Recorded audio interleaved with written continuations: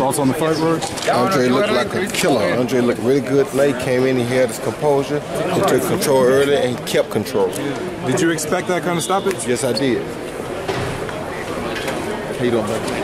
Yes, I did, because he knew how to put the body attack on. He saw earlier that he was complaining from the borderline body shots. Anytime a guy fakes that much about a borderline body shot, it kind of makes it hard for you not to go back down there if you're a seasoned veteran, because even though it could have hurt, it makes you feel like he's just looking for a way out, and it must have an effect on it. So, from your perspective, were those shots too low? They were borderline, but when your cup is above your navel, the referee to tell you that I'm not going to call these shots low right below the belt, because your belt is above your navel. If you think about it, my belt is here, my privacy is a half a foot down.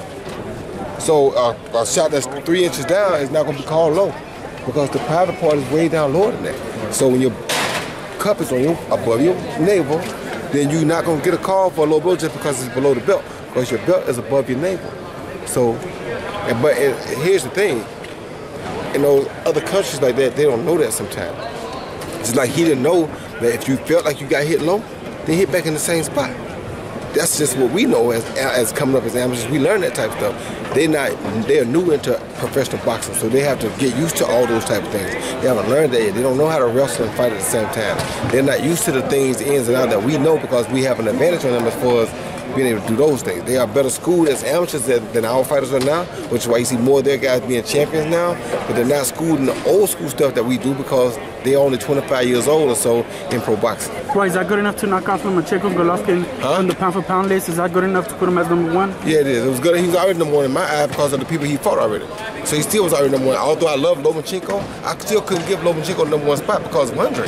Because Andre done beat everybody. Everybody put in front of him. How can you take him down? He makes whatever adjustments necessary to beat whoever they put in front of him. How can you take him off the #1 pound for pound list? How can he not be #1? What do you think made the difference? Thank you, baby. You went from what do you think made the difference this night? That he came out and attacked early. He hit him with a power shot in the first round to get his respect. He didn't do that last time. In terms of Sergey as well. Go ahead, I'm listening. Thanks, man. What do you think went wrong for him in this? Well, he made adjustments, but he didn't make professional adjustments. You know, he came out and started faster. Amateur boxing can do that because it's on 3 rounds.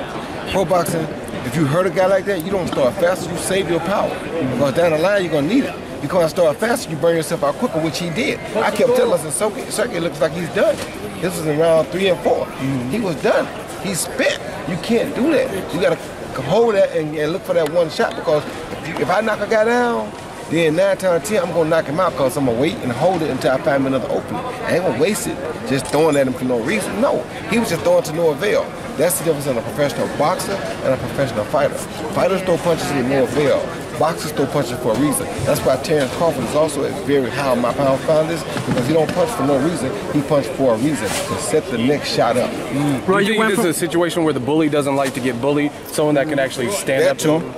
That happened too. Bro, you went from 160 to heavyweight. He said a possible move to cruiserweight. He said even heavyweight. What do you make of that? Can Andre compete up there? Yeah, he can compete any way he wants to, because he can make them adjustments. What's up, baby? What's up, John? What's up, baby? You all right? Picture with you, man? Yes, sir. Yes, sir. Are you going okay. Should he go through Should he go through Stevenson before he decides to move up? Of course he should. Of course he should. What happens there? He should unify. He should unify first. What happens in that matchup? Listen, if he guy's #1 pound for pound, what you think will happen? 3 pound for pound, the best fight. You feel me? Yeah. What can I say? Come on. Let's go ahead. What does Lomachenko have to do to get pound for pound? You said you can't. That caliber opponent. You ain't fought that caliber opponent yet. You gotta fight those kind of guys and beat those kind of guys, and show us that you can do those things against those caliber of guys to be #1 pound for pound. He hasn't had the opportunity because he hasn't fought those caliber guys.